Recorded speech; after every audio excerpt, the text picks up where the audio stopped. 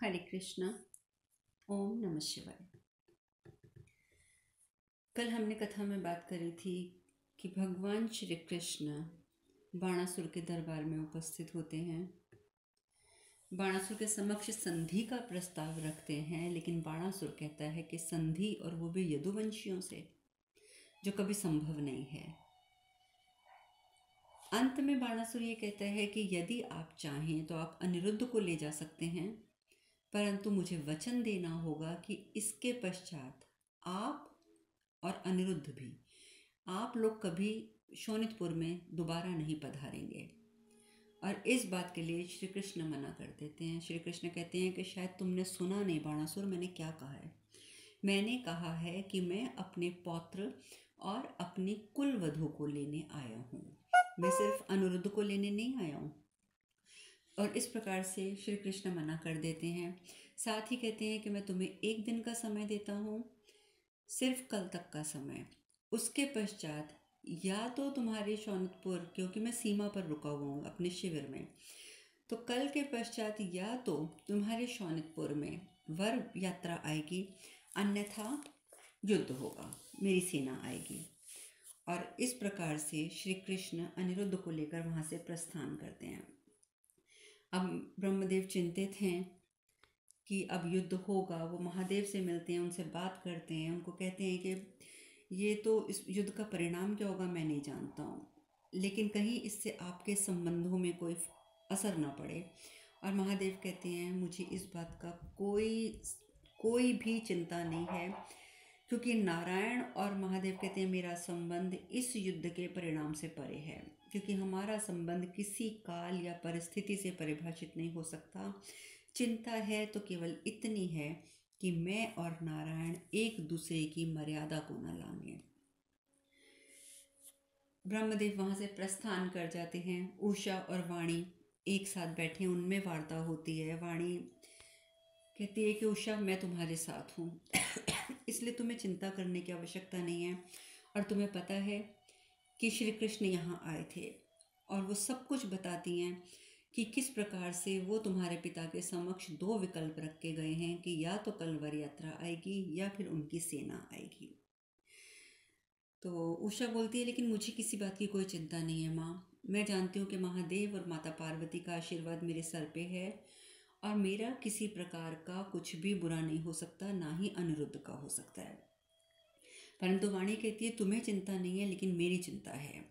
मैं युद्ध के परिणाम की प्रतीक्षा नहीं कर सकती हूँ, तुम चलो मेरे साथ। उषा कहती है चलूँ? कहाँ चलूँ आपके साथ? वाणी कहती है तुम्हारे पिताजी के निर्णय का विरोध करने। मैं तुम्हारी प्रसन्नता को अधिकार के रूप में मांगने जा रही हूँ, तुम चलो मेरे साथ। परंतु उषा कहती है नहीं माँ, मैं इस कक्ष से तभी बाहर जाऊंगी जब अनिरुद्ध स्वयं मुझे लेने आएंगे। आप चिंता ना करें, मैंने कहा ना कि मुझे महादेव और माता के आशीर्वाद पर विश्वास है, इसीलिए मैं आपको कह रही हूँ माँ, अनिरुद्ध अवश्य आएंगे, वो आएंगे और अवश्य आएंगे। तभी बाणासुर उपस्थित हो जाता है। कोई नहीं आएगा यहाँ पर, कोई नहीं आने वाला, अब तो कुछ होगा भी नहीं। और बहुत कुछ बोलता है कृष्ण के बारे में, अनिरुद्ध के बारे में। उषा तटस्थ खड़ी रहती है, सुनती रहती है, सुनती रहती है, परंतु अपने पिता को कुछ जवाब नहीं देती, क्योंकि इसी को कहते हैं विश्वास। क्योंकि उसे विश्वास है कि महादेव और माता पार्वती के होते उसको कोई कुछ नुकसान नहीं पहुंचा सकता, इसीलिए वो बिल्कुल चुप खड़े होकर सब सुनती रहती है। दूसरी ओर बलराम और प्रद्युम्न, उन सबको सारी सूचना प्राप्त होती है कि किस प्रकार से श्री कृष्ण जो हैं वो गए थे उसके महल में बाणासुर की सभा में, और बाणासुर को बोल के आए हैं कि कल या तो वर यात्रा आएगी या मेरी सेना आएगी। बलराम जानते हैं कि वो कुबुद्धि का स्वामी है, बाणासुर जो है वो कुबुद्धि का स्वामी है, और वो ज़रूर युद्ध का चयन करेगा। इसीलिए बलराम जी युद्ध की तैयारी करके और प्रद्युम्न को साथ लेकर वहाँ पर प्रस्थान करते हैं। वहीं कार्तिकेय जो हैं वो सेनापति बन जाते हैं पुनः देवताओं के। लेकिन अब सप्त ऋषियों को भी थोड़ी थोड़ी चिंता सताने लगती है। ऋषि भृगु कहते हैं प्रभु, क्या युद्ध का आरंभ होने वाला है? क्योंकि ग्रह नक्षत्रों की स्थिति जो है वो तो यही संकेत दे रही है कि युद्ध होगा। आप जानते हैं कि भृगु ऋषि जो कि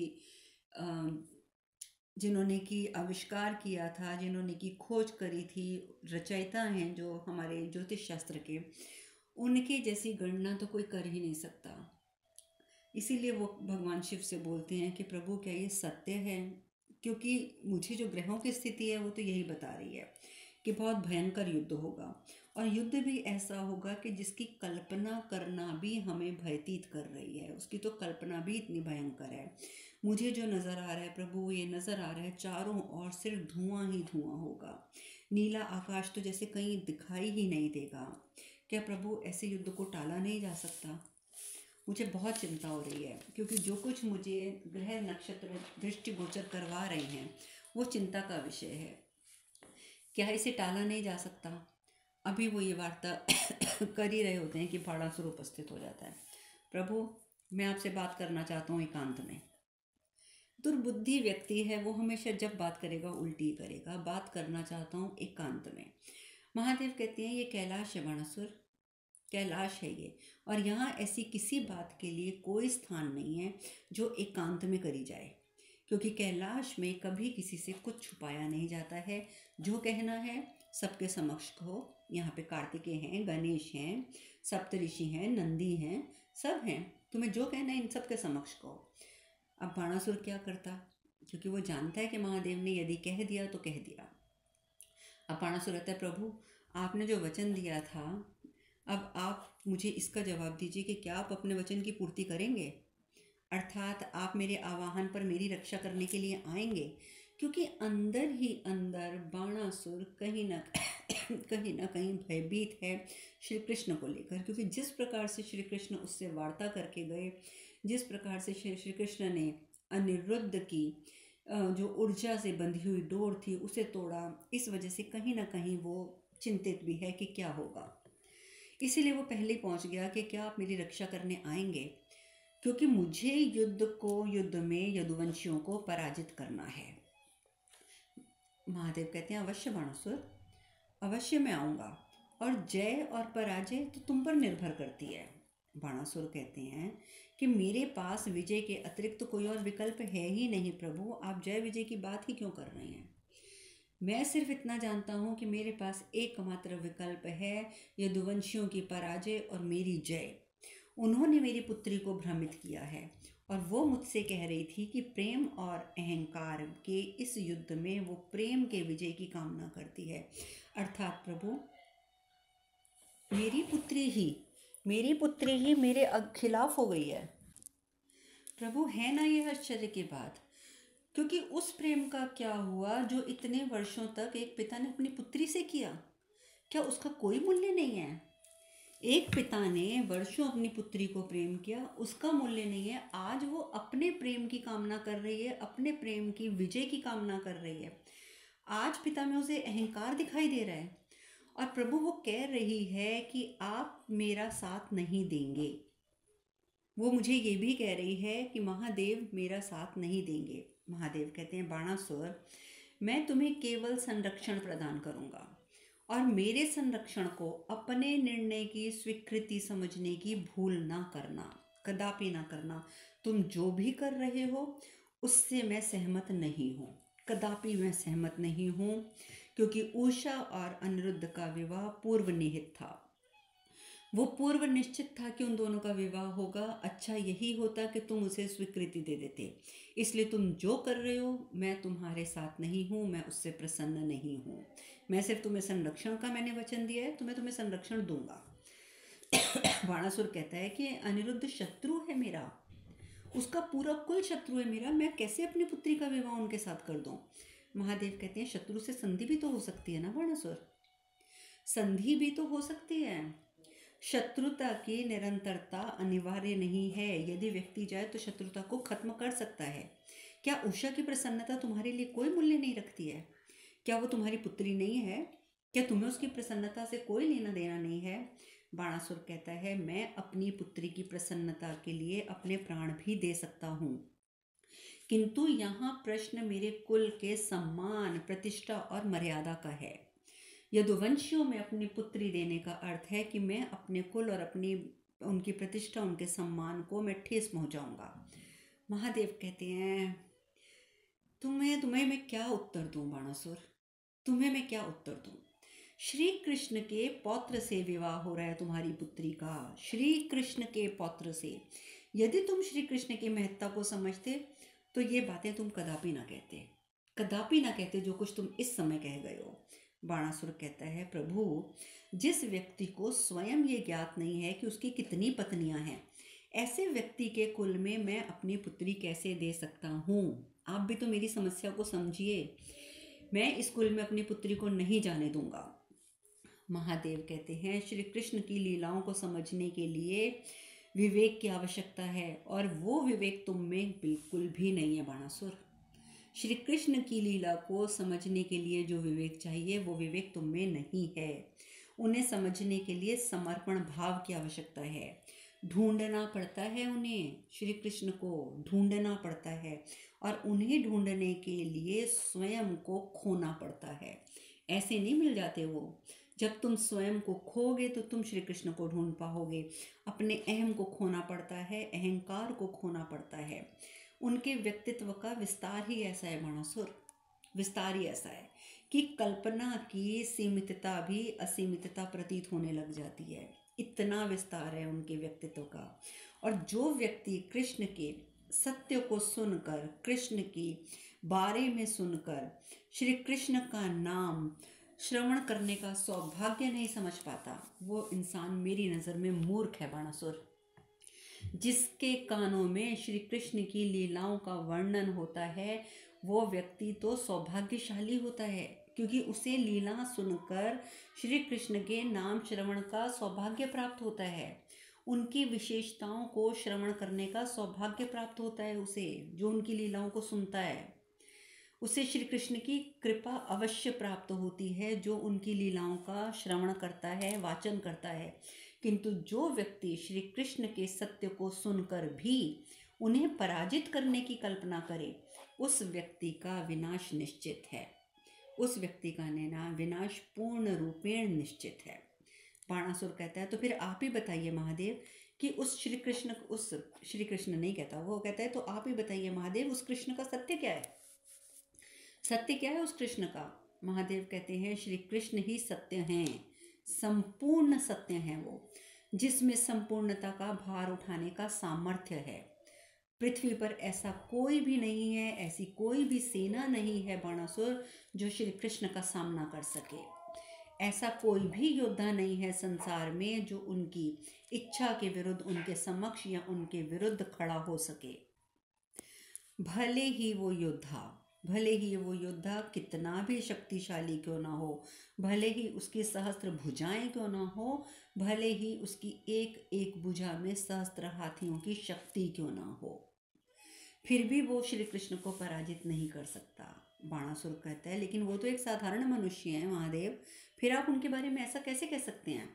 महादेव कहते हैं, श्री कृष्ण को पूर्ण रूप से केवल वही समझ सकता है बाणासुर जो उनकी समग्रता को पूर्ण रूप से समझ सके, क्योंकि श्री कृष्ण तो संपूर्ण हैं, संपूर्ण।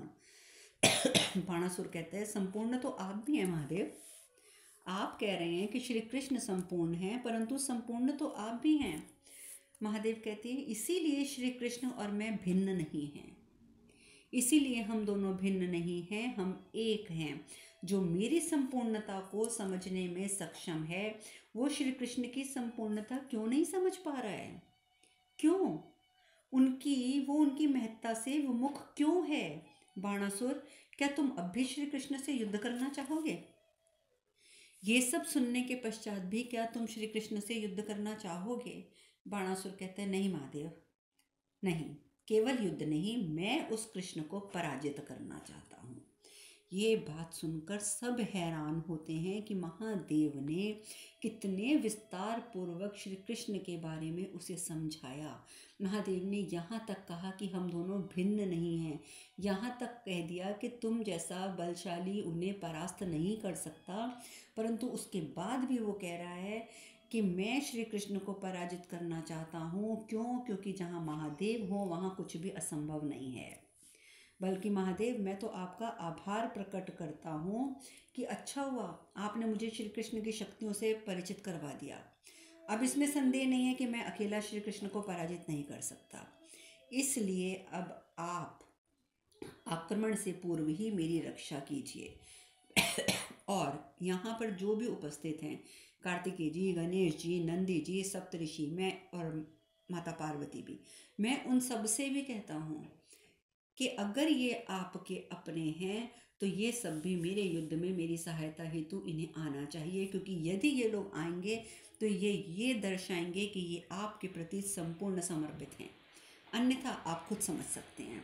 और ये कह के कि मैं युद्ध की तैयारी आरंभ कर रहा हूँ, वहाँ से बाणासुर प्रस्थान कर जाता है।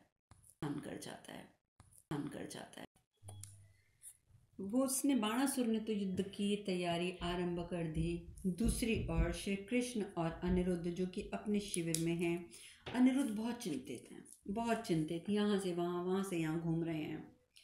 श्री कृष्ण कहते हैं, क्या हुआ, तुम क्या युद्ध को लेके चिंतित हो? अनिरुद्ध कहते हैं, नहीं पितामह, मैं युद्ध को लेके चिंतित नहीं हूँ, मैं उषा को लेके चिंतित हूँ। मुझे ये भय है कि कहीं उषा मुझसे मिलने के लिए कहे और उसके ऊपर कोई अत्याचार ना करे। मुझे बस उषा की चिंता है। श्री कृष्ण कहते हैं, तुम जानते हो अनिरुद्ध, जब तुम्हारी कोई सूचना प्राप्त नहीं हो रही थी कि तुम सुरक्षित भी हो या नहीं, हम सब भी ऐसी ही स्थिति में थे, हम सब भी ऐसे ही चिंतित थे जैसे तुम आज हो।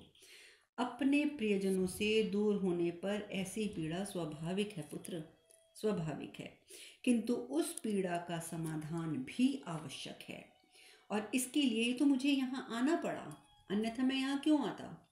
मैं जानता था कि तुम इस बात को लेके पीड़ा में होगी, और इसी तुम्हारी पीड़ा को समाप्त करने हेतु मुझे यहाँ आना पड़ा, ताकि मैं तुम्हें सुरक्षित यहाँ से वापस ले जा सकूं।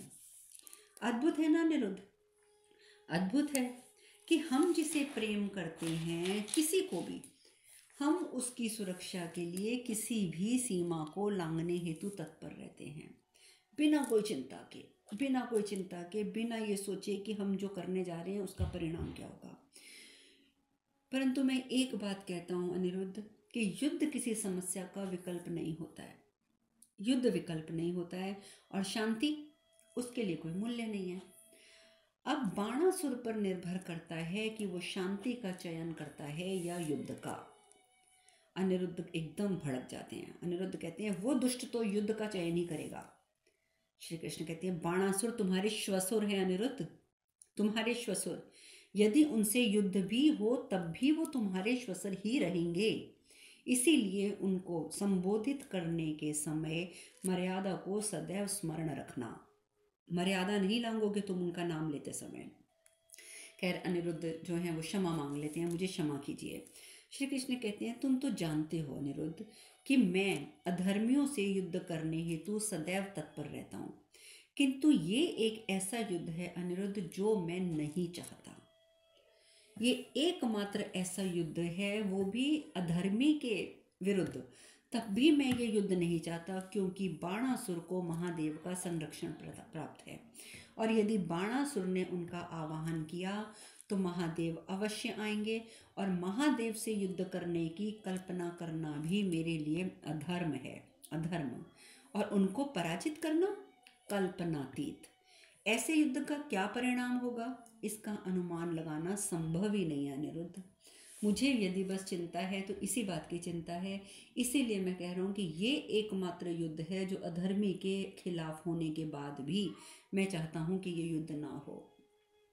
उधर दूसरी ओर महादेव भी इसी बात को लेकर चिंतित हैं। महादेव कहते हैं, शीघ्र ही एक महायुद्ध आरंभ होने वाला है पार्वती, जिसके लिए कैलाश को तत्पर रहना होगा, क्योंकि तुम सभी को कभी ना कभी इस युद्ध में सम्मिलित होना ही पड़ेगा, और बाणासुर और द्वारिकाधीश के मध्य होने वाले इस युद्ध में बाणासुर की विजय होने की कोई संभावना है ही नहीं। और जैसे ही बाणासुर को ये ज्ञात होगा कि मेरी विजय असंभव है, तो वो उसी समय मेरा आवाहन करेगा, और वचनबद्धता के कारण मुझे बाणासुर की सहायता हेतु युद्ध क्षेत्र में सम्मिलित होना पड़ेगा। ऐसा युद्ध होगा जैसा युद्ध ना तो कैलाश ने कभी देखा है और ना ही आगे कभी देखेगा।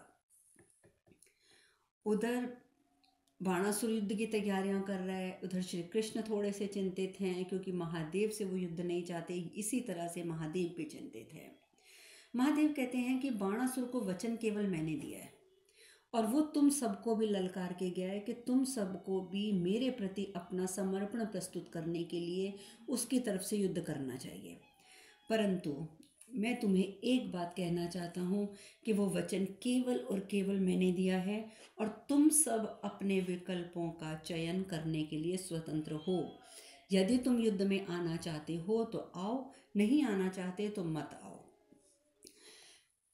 माता पार्वती वो कहती हैं कि मैं, उषा मेरी पुत्री है, उसकी प्रसन्नता मेरे लिए सर्वोपरि है, परंतु फिर भी आप मेरे स्वामी हैं, इसलिए यदि मुझे युद्ध में आना पड़ा तो मैं तो आपके साथ आऊँगी। कार्तिकेय जी कहते हैं कि पिताजी मैं युद्ध तो नहीं चाहता, ये युद्ध में तो मैं बिल्कुल नहीं लड़ना चाहता, परंतु आपके वचन की पूर्ति हेतु मुझे आपका साथ देना होगा। और यही बात गणेश जी करते हैं और यही बात नंदी जी कह देते हैं कि प्रभु मैं तो वहाँ जहाँ आप। और इस प्रकार से सभी उस बात के लिए तैयार हो जाते हैं। सुबह होते होते जो बाणासुर का मंत्री है वो संदेश लेकर पहुँच जाता है श्री कृष्ण के शिविर में कि हमारे महाराज ने ये संदेश भेजा है कि वो किसी भी यदुवंशी की वर यात्रा को भवन में नहीं आने देंगे। ये सुनकर बलराम जो वहाँ पहुँच चुके हैं वो क्रोधित हो जाते हैं। उनका सीधा साधा अर्थ तो यही निकलता था बाणासुर का कि अब वो युद्ध चाहता है। अब पूर्ण तैयारी के साथ युद्ध आरंभ होने लग जाता है। आरंभ होने की स्थिति में होता है। युद्ध से पूर्व वाणी के आग्रह पर बाणासुर महादेव का आवाहन करता है। वाणी कहती है कि मैं जानती हूँ कि आप सक्षम हैं, मैं जानती हूँ कि महादेव भी आपके साथ हैं, परंतु फिर भी मैं आपकी पत्नी हूँ और एक पत्नी को चिंता लगी रहती है, इसीलिए मैं चाहती हूँ कि आप महादेव का आवाहन युद्ध से पूर्व करें। अब महादेव का आवाहन करता है बाणासुर, महादेव उपस्थित होते हैं, लेकिन महादेव के साथ साथ कार्तिकेय, गणेश और नंदी जी भी आ जाते हैं। बाणासुर है तो घमंडी एक नंबर का, कहता है मैंने तो केवल महादेव का आवाहन किया था और मुझे आवश्यकता भी केवल महादेव की थी, पर अब जब तुम सब आ ही गए हो तो मैं तुम्हें युद्ध से सम्मिलित होने के लिए मना नहीं करूँगा। कार्तिकेय जी बहुत क्रोधित होते हैं इस प्रकार का व्यवहार देखकर, परंतु अपने पिता के कारण वो चुप रहते हैं। महादेव कहते हैं बाणासुर आत्मविश्वास अच्छा होता है, सदा अच्छा होता है, किंतु आत्मविश्वास जब अहंकार में परिवर्तित हो जाए तो वो व्यक्ति को दुर्बल बना देता है। और युद्ध से पूर्व तुम्हें अपने शत्रु की सेना का मूल्यांकन कर लेना चाहिए। ये नहीं है कि तुम अभिमान में आके ये सोचकर बैठ गए हो कि मैं आ गया हूँ तो बस अब तुम युद्ध जीतोगे जीतोगे। बाणासुर फिर भी कहते हैं नहीं, जब आप मेरे साथ हैं तो कोई मेरा कुछ नहीं बिगाड़ सकता, यदुवंशी भी नहीं, चलिए प्रस्थान करें। लेकिन तभी गणेश जी कहते हैं कि युद्ध आरंभ होने से पूर्व मैं, भैया और नंदी हम सब उषा से भेंट करना चाहते हैं। बाणासुर तो नहीं चाहता था, परंतु वाणी उन्हें तुरंत ले जाती है, चलिए मैं आपको लेकर चलती हूँ। और वो तीनों उनसे उषा जी से मिलने के लिए प्रस्थान करते हैं। युद्ध की तैयारियां पूर्ण हो चुकी हैं और वहीं श्री कृष्ण अपने शिविर के बाहर मुस्कुराते हुए टहल रहे हैं। उनको टहलता विचरण करता हुआ देखकर बलराम कहते हैं अद्भुत हो तुम कान्हा, अभी कुछ ही क्षणों में युद्ध आरंभ होने वाला है और तुम्हारे अधरों पर हंसी, ये मुस्कुराहट। तो श्री कृष्ण बोलते हैं हाँ दाऊ, मुस्कान अर्थात प्रसन्नता, प्रसन्नता अर्थात सुख। तो जो प्रसन्न रहना चाहते हैं वो किसी भी स्थिति में प्रसन्नता का स्रोत ढूंढ ही लेते हैं दाऊद। बलराम कहते हैं कान्हा, तुम्हारी बातों का इतने वर्षों में मेरी समझ में तो कुछ भी नहीं आई आज तक। तुम्हें जो समझाना होता है वो तुम स्पष्ट कह देते हो और जो नहीं समझाना होता उन्हें तुम घुमा जाते हो। मैं तुम्हें नहीं समझ सकता कि तुम आखिर कहते क्या हो। लेकिन तभी अनिरुद्ध कहते हैं, आ जाते हैं वहाँ पर। अनिरुद्ध कहते हैं मेरे लिए क्या आदेश है पितामह, क्योंकि युद्ध की तैयारियां तो पूर्ण हो चुकी हैं, मेरे लिए कोई आदेश। श्री कृष्ण कहते हैं ये युद्ध तुम्हारा ही है अनिरुद्ध, हमारा युद्ध नहीं है ये युद्ध तुम्हारा है, हम तो केवल तुम्हारी यहाँ सहायता करने आए हैं। इसलिए इस युद्ध को लड़ने में अपनी मर्यादा और अपने मान का बोध सदैव रखना। उन्हें एक दिन का समय दिया था, मैंने एक दिन का समय दिया था जिसकी अवधि कुछ ही क्षणों में पूर्ण होने वाली है, और इसीलिए अब युद्ध होगा। अब युद्ध होगा और इस युद्ध में जो भी तुम्हारे विपक्ष में होगा, जो भी, वो तुम्हारा शत्रु है। बस इतना स्मरण रखना, क्योंकि भगवान श्री कृष्ण जानते थे कि वो सब, उनका पूरा परिवार जो है, जो महादेव का की आराधना करता है, महादेव जिनके आराध्य हैं, इसीलिए श्री कृष्ण ने ये बात अनिरुद्ध को कही, क्योंकि वो जानते थे कि इस युद्ध में अनिरुद्ध का सामना कार्तिकेय जी से भी होगा, गणेश जी से भी होगा, नंदी जी से भी होगा। इसीलिए उन्होंने ये बात समझाई कि तुम्हारे विपक्ष में जो भी होगा वो केवल तुम्हारा शत्रु है। और एक बात और ध्यान रखना अनिरुद्ध, सभी को एक जैसी युद्ध शैली से पराजित नहीं किया जा सकता। सबके लिए अलग अलग युक्ति सोचनी होगी, अलग अलग युक्ति। सबको एक साथ पराजित नहीं कर सकते तुम, सबके लिए सबको पराजित करने का तरीका अलग अलग होगा। और इतना स्मरण रहे कि पत्नी के प्रति तुम्हारे दायित्व में जो प्रमुख दायित्व होता है वो होता है अपनी पत्नी की रक्षा करना, और तुम्हारा इस युद्ध का उद्देश्य है उसे मुक्त करवाना। सदैव स्मरण रखना अनिरुद्ध कि तुमने उषा से विवाह किया है और तुमने उसे वचन दिया है, और पत्नी को दिए वचन का पालन तुम्हें करना होगा, तुम्हें स्वयं करना होगा। क्योंकि पराजय का तो अब कोई विकल्प ही नहीं है। तुम्हारी पराजय अर्थात तुम्हारे वचन की पराजय, तुम्हारी पत्नी की पराजय, इसलिए पराजय का तो कोई विकल्प ही नहीं है, संशय का कोई स्थान नहीं है।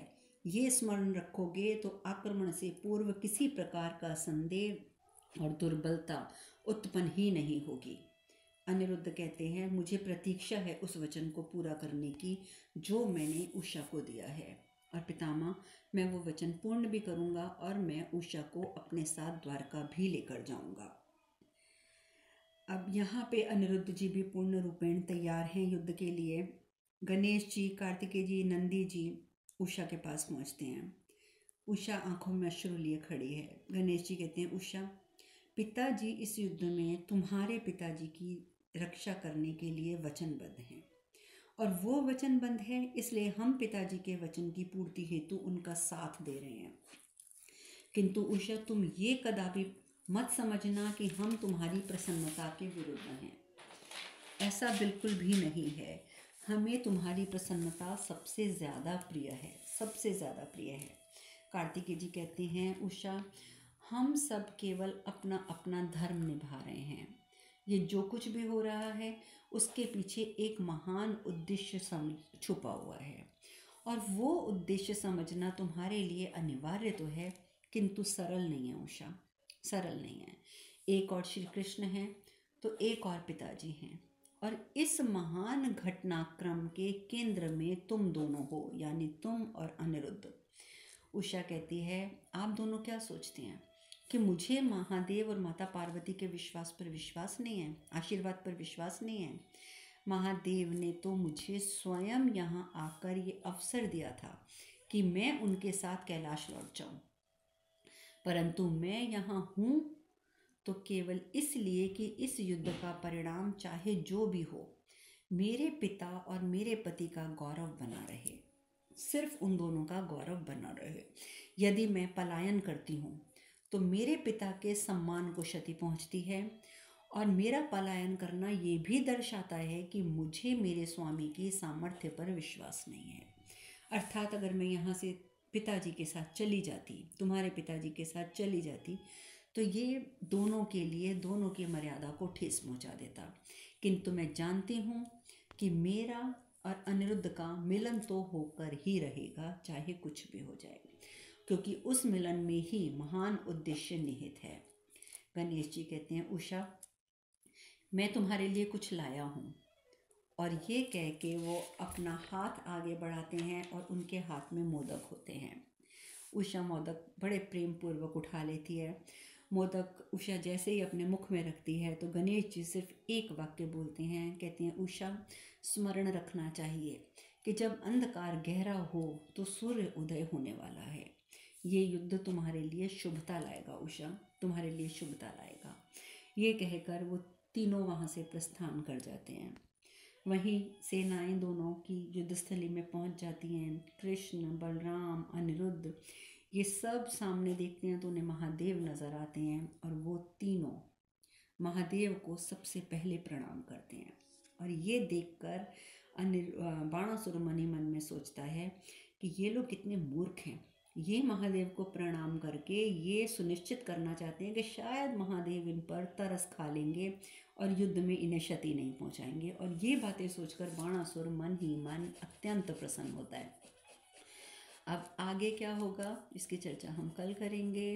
युद्ध में क्या स्थिति बनती है, तब तक के लिए विश्राम लेते हैं। हरे कृष्ण कृष्ण कृष्ण हरे हरे, हरे राम राम राम हरे हरे। आप सब खुश रहें, सुखी रहें, स्वस्थ रहें।